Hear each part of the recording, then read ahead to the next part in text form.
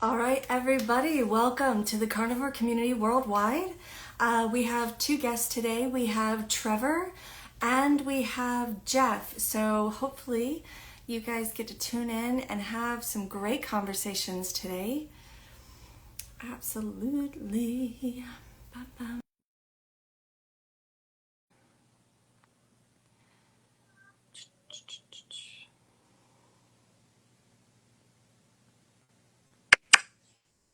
I hear somebody. Give me. I can't see you for a second. Hi. Hi, good morning. Good. Good. Yeah, still morning. Good morning. Good How, morning. how are you doing today? I'm doing well, thank you. How are you? I'm doing really, really good. Absolutely. So waiting for our other guest to hop in here. Hopefully he'll be in soon. So whereabouts in the world are you again? Remind me.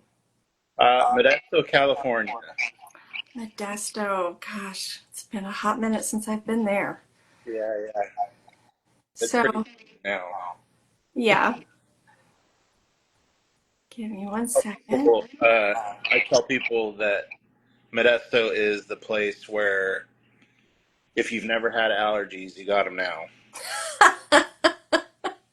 I said all the dust from the north, the Yeah, south, settles yeah. all in the You all deal right with Central Valley. Right, you deal with the Santa Ana winds coming through, and suddenly you've got all of Uh, the garbage settled. Just is like, oh, here we go, yeah, exactly, right exactly. here. I vaguely remember. I never lived in Modesto, but I vaguely remember. I grew up in Ventura, Oxnard area. Oh, okay. Yeah, so Yeah, not too far. Not too. no, not too far. Yeah. So So where do you live now? I live in North Carolina now, so I'm on the complete opposite side of the country. Let's see. Jeff, I've sent you an invite a couple of times.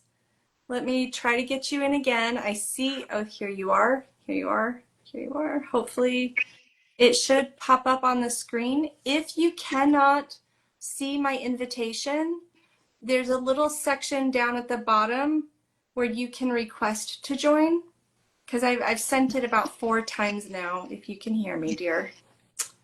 So, Technology. right. Like, oh It's wow. a Well, great relationship. where did you send it? It should pop up as like a little notification at the top. I'll see if I can send you another one. Um, so I'm sending an invite again now. It should pop up like a little notification. Hey Doug, hey Tony, I see you guys in here. We're having some complications getting our other guest on at the moment, but he should be in here soon, hopefully. Hopefully. Hopefully. Says unable to join. Hello, dear Alia. Welcome. So as we're here, why don't you tell me a little bit about your story, how you've basically what brought you into ending up on a carnivore animal-based lifestyle? Um, well, 6 years ago, I went through a major transformation in my life. I had, in a period of about a year and a half, I had lost 150 pounds. Doing the calorie deficit, and I joined a high intensity, kind of like a boot camp fitness center kind of thing where it's 45 minutes of intense exercises, and uh, their overall goal for me, mind you, I'm already a bigger guy, and I'm built big, and the skinniest I ever got down to was 265. And I mean, and it was to the point where, like, when I lifted my shirt, like, you could see my rib cage. And this place wanted me to lose an additional 50 pounds on top of that. Now, where I was at, I was already starting to feel sick, starting to feel just, brittle, even though I had lost all this weight. I had all these aches and pains. And so um, I had ended up, because they do these challenges where you lose 20 pounds in 6 weeks. And so I had missed.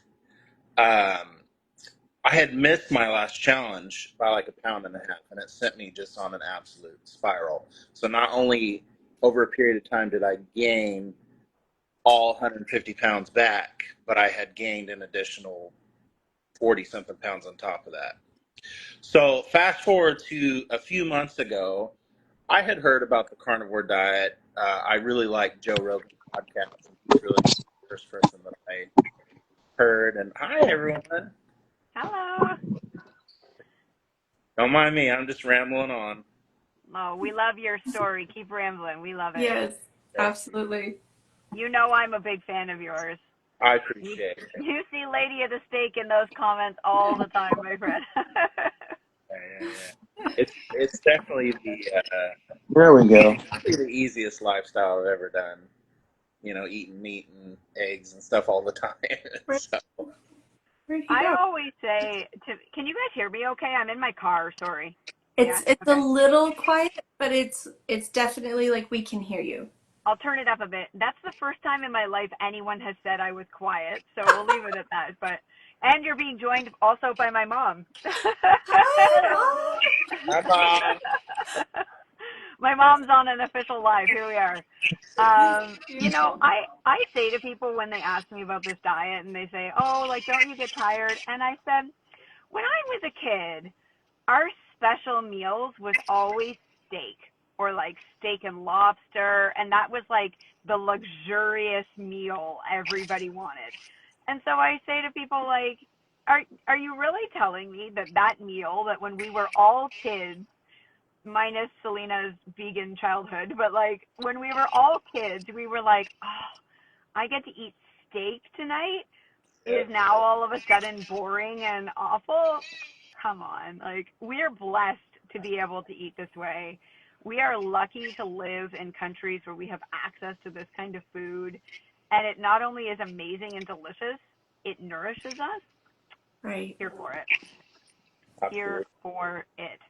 Absolutely. Now, I will tell you, even with my childhood, the first time that I ever had meat, my mom even said when she saw me eat, like, it looks like you've been starved your entire life.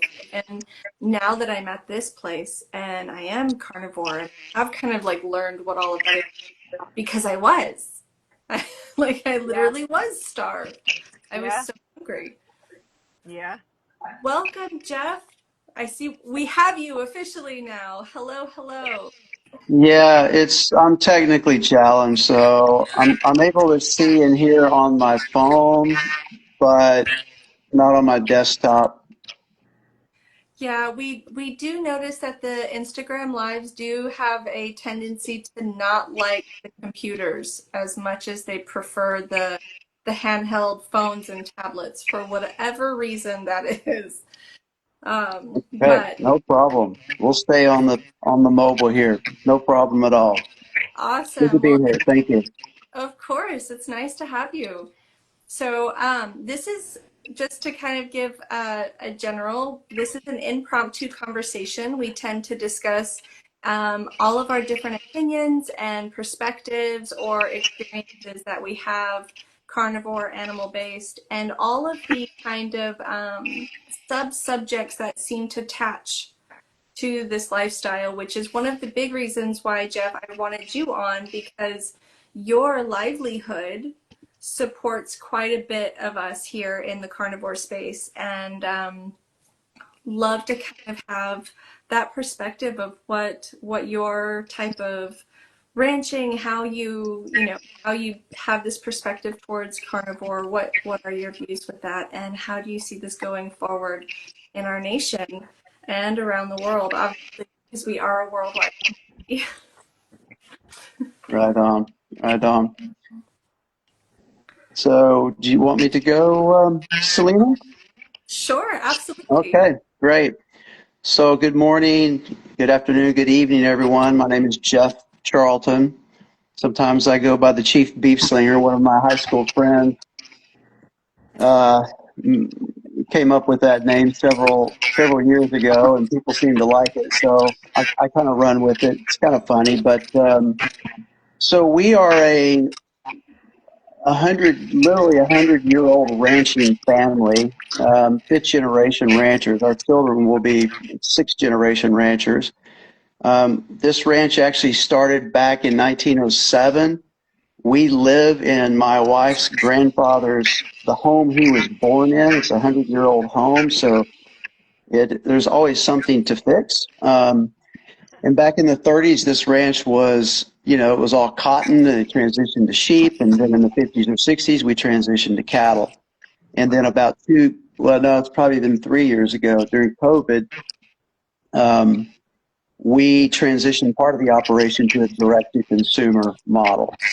And that was kind of by accident, right? We're sitting around, the ranch, and one of our friends comes and says, "I can't find any meat in the grocery store." You guys probably experienced the same. He said, "Why aren't we eating your beef, Jeff?" And I said, I don't know. Maybe we should try that. And that's really where the whole direct-to-consumer started. So we're fairly new into the direct-to-consumer market. Our product is what's known as a F1, like Frank 1, an F1 hybrid American Wagyu. So we breed our registered Angus cows to registered Wagyu bulls, hence the American Wagyu. So very different than pure 100% Japanese Wagyu, not only from a price perspective, but from a taste and texture perspective as well. We produce probably 70 to 80 calves a year and are selling 3 to 4 animals directly to consumer every month. Have a fairly active Facebook and Instagram. I kind of suck at social media, so I've got the younger people helping me out with that. But I had no idea about this whole carnivore thing until I started selling direct to consumer and met a few influencers. And I'm outside of Austin, Texas, which apparently is a carnivore keto. Yes, I didn't even know that. And I think the timing, at least to me, seems like there's a heightened awareness within all ages about our shitty food system in this country. I just started reading labels about a year ago, right? But our kids are very tuned into it. We never were when we were that age, right? And so I think between the heightened awareness of our shitty food system and the benefits that carnivore is proving, and that's getting wider and wider and larger and more accepted, that not as many people think cows are evil and ranching is going to change the world, ruin the world. But I think it's the perfect storm, for this portion of our business. Plus, it appears that the country lifestyle, the way of the West, you look at the Yellowstone movies and the Landman and these like throwback kind of programs people are a bit enamored on. I just can't believe people are going to want to spend time looking at and viewing this kind of a lifestyle, but apparently it is fairly interesting. And Selena, we have anywhere from 10 to 20 people that come from hours away when we work cattle. When I say work cattle, that means bringing the calves in, branding them, castrating the bulls. Always a fun thing to do, maybe. So it's like you see on TV, really it is. It's really, and people want to see and experience that. And parents bring their teenage kids out here who've never even, they don't even know where the beef comes from. It's like they've hardly even seen a cow. So I just have to sometimes pull myself back and go, not everybody has been raised in a rural agrarian type environment. And there's many city folks out there that, have never experienced anything like this. Plus, we are really grateful for the help, right? I don't pay these people anything, but, I give them a burger, American Walker's burger, but they come out early in the morning and we work all day long and everybody has a blast. So that's kind of an overview of who we are. I'm happy to dig into some of the things we're doing around regenerative agriculture, our genetics, ethical treatment to our animals, animal husbandry, if you guys want to hear anything about that. But I'll pause there.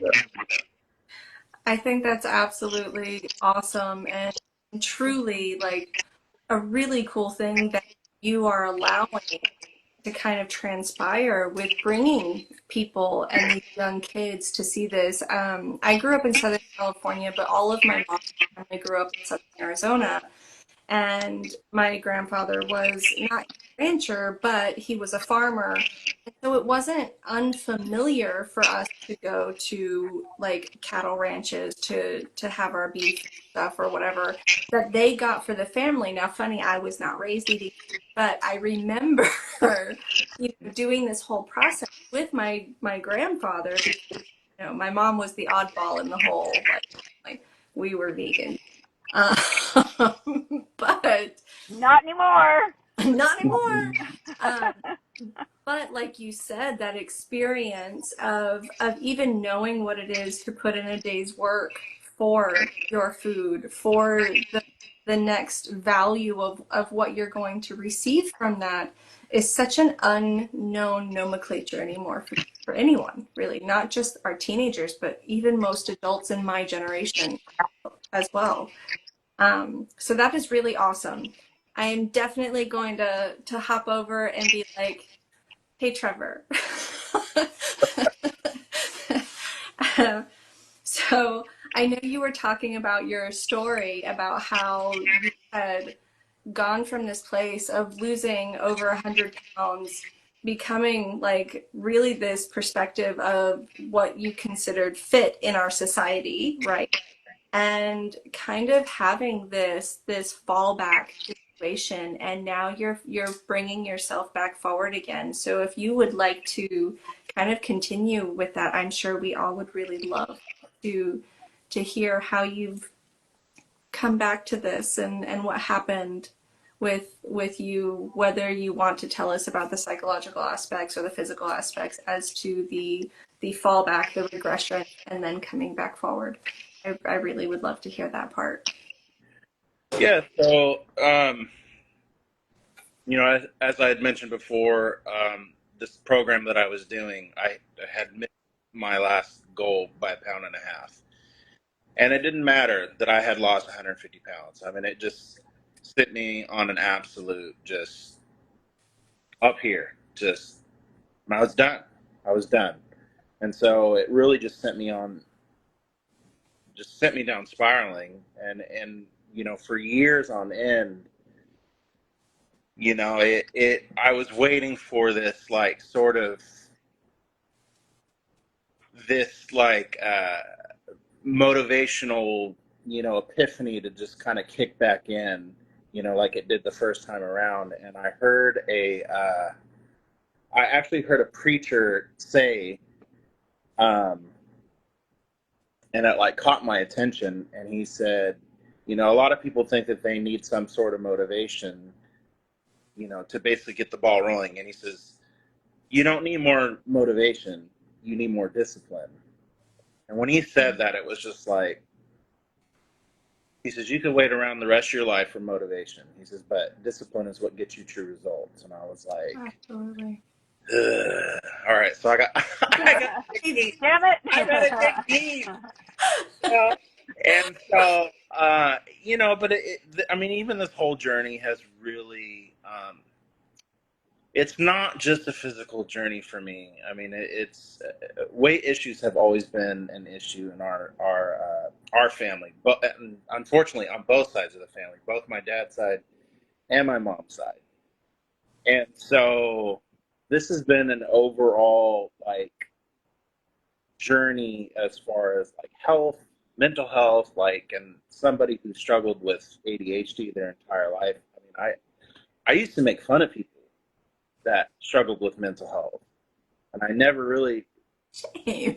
Yeah, I know, right? Like, I used to just think like, oh, people just need to, get over it and quit feeling sorry for themselves. But the older I get, the more like I realize like just how much like mental health affects everything. So then it started making me reflect back to my journey. Like, look, dude, you had lost all this weight. That didn't matter. You lost it up here, and look where that like sent you. And so this whole thing, I'm taking a completely different approach, and there are things that I'm learning about myself through this process. Some things that, in my life that I haven't dealt with, and it's all kind of coming to the surface. And the main thing being is just the years of just the toxic relationship with food. Yeah. Our entire lives we've been, fed this BS of like, no, this is what healthy is. This is what you're supposed to be eating. And it's like, even when I was following that, it was the worst I felt in my life. Even though I had lost all this weight, I got to a point where, like, again, like I felt brittle.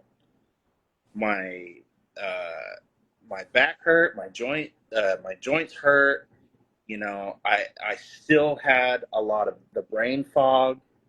And I mean, the fact that they wanted me to get down, lose another 50 pounds on top of that. I mean, even my wife would tell me like, you don't look good. You don't look healthy. Yeah. So, fast forwarding now to Carnivore, I said I had heard a few things about it. And it's funny because this program that I did before is the reason why I absolutely despise vegetables with a passion. I will not ever voluntarily eat vegetables, like ever. my wife, my wife can vouch for that one, and so this program like really ruined me on it. And so when I heard about Carnivore, I was like, okay, this is something I can get behind.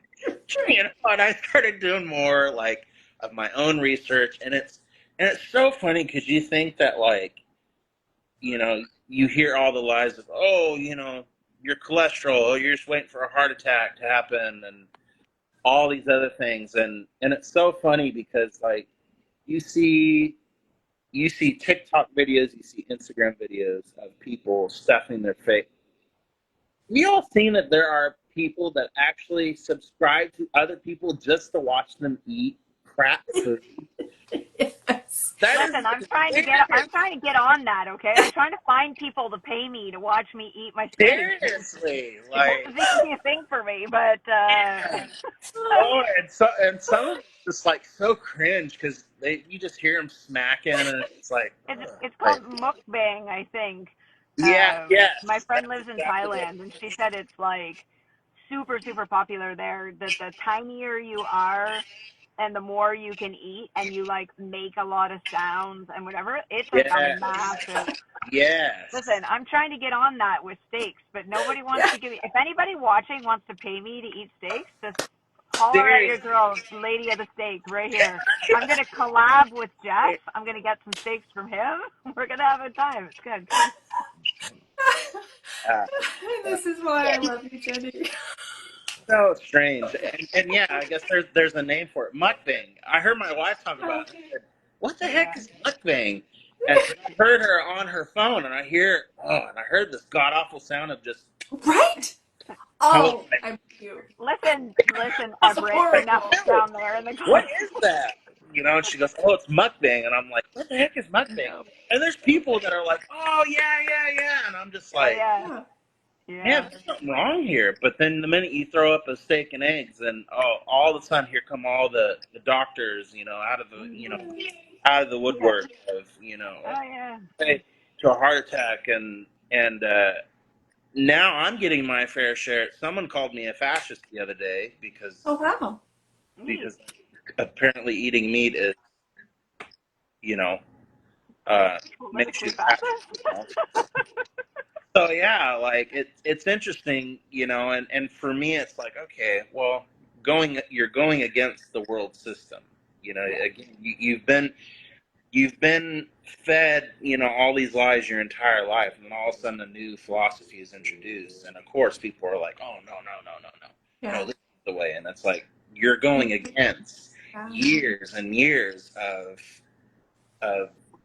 garbage, of lies, and so Well, all to say, being 45 pounds down in this journey, um, I have again, one hand, but I'm clapping thank for right? one hand. you very much. Like my golf clap, I'm just like no sound. I'm holding my phone with my other hand, but I'm clapping for you anyway. Thank you. Yeah, so this time around, I definitely have a lot more grace for myself, because even though it is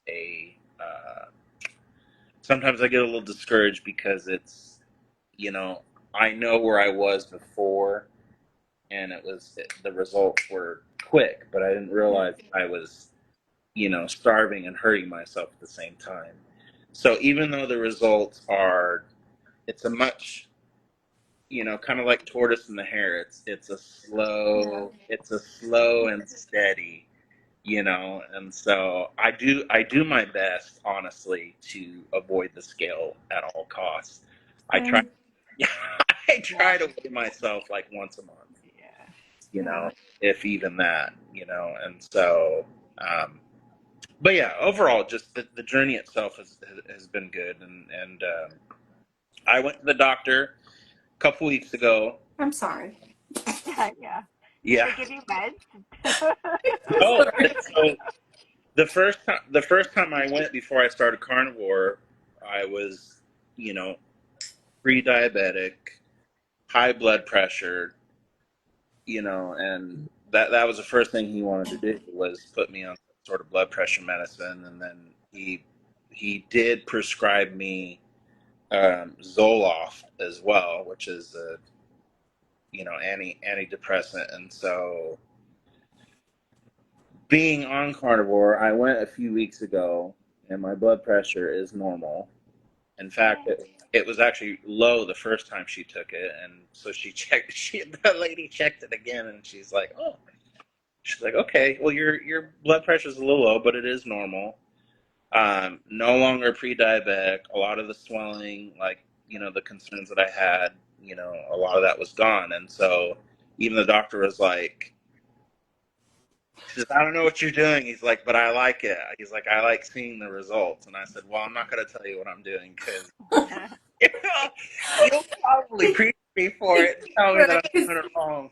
Avoid medical confrontation at all costs. Yeah. Yeah. Uh, Listen, folks, well, I'm going to step out really quick because I'm trapped in the car with my sweet mom here. I see, And Mom. I'm going to let Ron Sorry. jump on because I think Ron would be a great addition to this conversation, anyways. I'm just here with all the jokes. Let's add Ron in. Ron's also here for all the jokes. So let's add Ron Right. in. We'll replace one joker for another. But I'll keep watching. Much love to you guys. It was super nice to officially meet you both here face to face. And I can't wait to keep watching the rest of the show. Oh, yeah. Bye. Linda says bye too. Bye, guys. Bye. Love you, babe. Love Nice to ya. meet Bye. you. You too.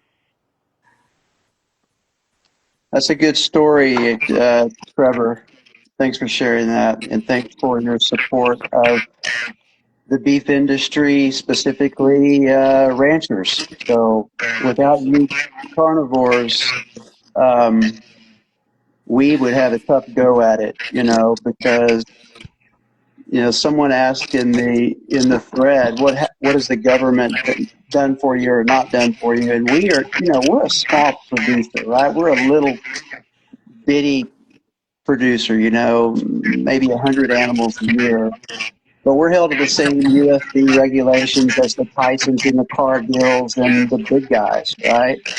So it makes it tough to differentiate, and it adds cost as well. So I just want to tell all of you guys, thank you for eating beef. Absolutely. Absolutely. Thank Oh, you for my pleasure. yeah. Um, this is Ron, by the way. Ron has Hey, joined guys. the group. Um, so I do have to say that what you're doing as a rancher, and focusing on regenerative practices um, is by far, I think, what a lot of us carnivore really strive to find and support as best as we can. And I know that not everybody that is carnivore is finding a place to be able to always diet, but truly, I have not ever met a carnivore that does not support those practices and does not hope to have that be the main staple versus the standard industrial meat production, like companies like you were talking about, like Purdue and Smithfield and, you know, JBS and Tyson. Yeah. exactly. So that in itself is a huge applaud, I know, on our end as well. And I know a lot of us are really grateful for ranchers and farmers like you that are doing this. Thank you. Nothing against the big box grocery stores, right? I mean, I've They been are what they buying are. food there for almost, well, 50 years, but through education and information, I have begun to learn how different the beef really is. Yeah. And so one day I went and I bought 10 pounds of ground beef at a big box grocery store. I'll leave the name out. I sent the 10 pounds of ground beef to a lab to do a study, and the result that came back was there were 32 different DNA in that 10 pounds of ground beef. 32 different animals from this beautiful looking red ground beef that I had been eating for years, right until I started eating our own. So that right there was a real the litmus test of what you're hearing, what you're seeing about mystery meat. It's true. You have no idea. Even if you go to a butcher, right? Unless you have a relationship with a rancher that you trust, you really have no way to know where your beef came from. And even then, if you don't ask the right questions, you don't know what that animal ate. We Exactly. finish our animals on grain. It's all non-GMO grain. And we've had multiple taste tests where we'll put a fully grass-fed, grass-finished steak against a grass-fed, grain-finished steak that we feed our animals, like again with no non-GMO, all natural feed. Hands down, the grain-finished always wins. Right.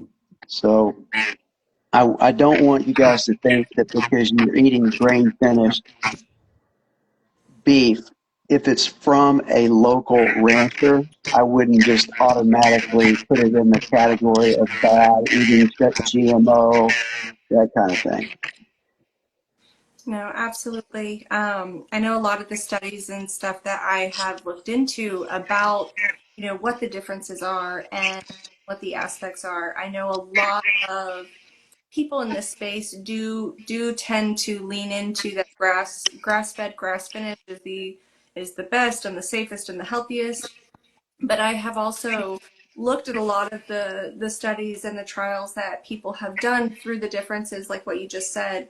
And in my personal opinion, grass fed and grain finished, like you said, from a local range where you know what's happening, you're able to discuss like, hey, what kind of grain are you getting? What exactly are you working with when you're finishing these animals? And it's not bad for you. And a lot of people do have a misnomer about that concept just because they're not being given enough of the data, the information to know the difference.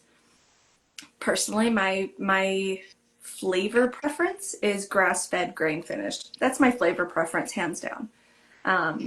But like you said, you want to make sure you're getting it from the source, and the source that you're getting it from for sure is definitely most beneficial.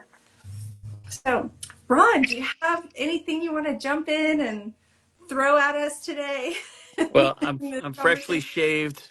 I see that. Yeah, so I look a little different, which is fantastic. When I get a bushier beard, it makes me look like I haven't lost any weight in a while. Um, yeah, I don't know the difference. I mean, honestly, I haven't really stopped to really the difference between grass fed, grass finished, grass fed, grain finished. with having 5 kids, we get the meat that we get, and we don't throw a fit. And so far, it's working for me. Now, as I continue on with my journey, I would love to lean towards the best quality, and 32 different species found in that amount of meat. I mean, at least it was all carnivore, right? All animal. It's like spam without being spam. It was all bovine. Thankfully, it was all bovine. Yeah, yeah. Listen, I'm sorry. I don't know your name, guy with the baseball cap on. Trevor. I think I just started following you. Um, but man, I relate to that story so much. I've had the journey where I've lost weight, gained weight, lost weight, gained weight, and I get into these programs and I'm like, sweet, I'm making progress. And then I just step off a little bit, and then next thing you know, it's 3, 4 months, and I've gained all the weight back and then some. And as I've gotten older, it just messed with my insulin resistance, and now I'm in a place where, if I hop off carnivore, my body feels it right away, it's a gross feeling. So a couple weeks ago, I went back to Hawaii, and I grew up in Hawaii, and Hawaii is known for the food, as well as the beaches and stuff. But everyone loves the food, and going back there, it was very tempting to get back and eat everything that I grew up eating. And I knew that if I did, I would have had a horrible rest of the trip. Yeah. Well, one night we went and celebrated my mom because she had passed away, and I decided to have, a burger and with the bun and some fries. And for the next 5 miles of walking, it hurt my stomach so much to where, man, it's not just about the weight loss anymore. It's Yeah. about how I feel overall. And if I feel better eating the carnivore diet, I don't care what any doctor says. I'm not going to listen to you. I'm going to listen to my body and what my body has to say, because I'm eating a standard American diet the way I've been taught, the way it's been shown to me my whole life. I like you said, I feel worse eating that way than I do eating this way. And honestly, I don't know if it's going to lead to an earlier death, because people still say that's going to lead to kidney failure and all that stuff. Dude, if I feel good going to my deathbed at 60, bring it. Bring You'd it. rather, As long you, as I'm doing good and being kind to others and loving and right. serving well, Yeah. As long bring as it. you can walk to the casket yourself, right? Yeah, yeah, for sure. That sounds like such a morbid concept for people. I think one of the funny things that does happen for those of us that are in this lifestyle is we do kind of gain a different respect, I think, between life and death and living, if you actually are living. Because, like you said, on the standard American diet, I wasn't living.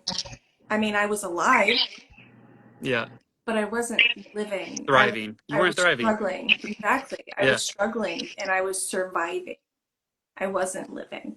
And I'm kind of like you said that, this is how my body feels at its best. And I'm still working, obviously, to get there. I'm not at my peak most optimal, and I'm working on that now. And um but this is still 1,000 times better than I was 10 years ago, 5 years.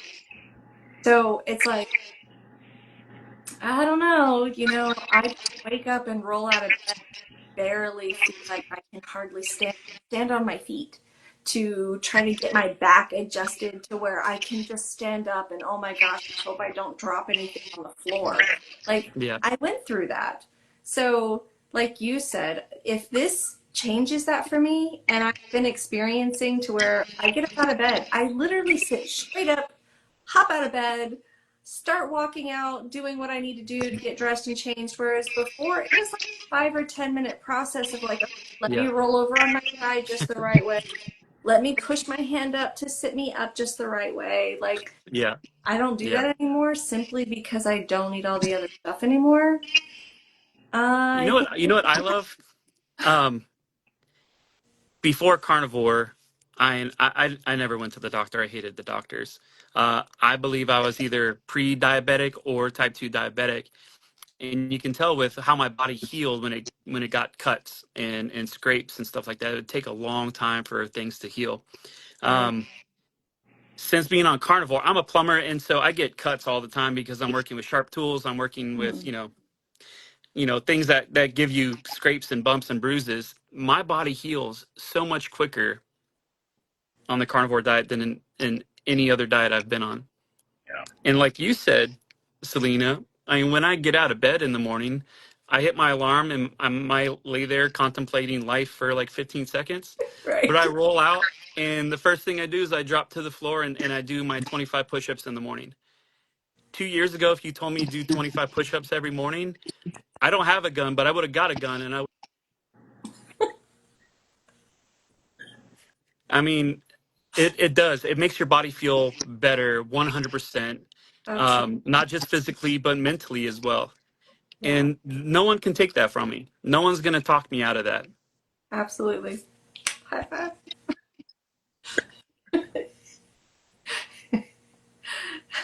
For sure. For sure. Well, so are there any like hot topics that anybody's noticing, any experiences that they've been either curious about, have questions about, or that have noticed coming up in this community? Yeah, I got a hot topic.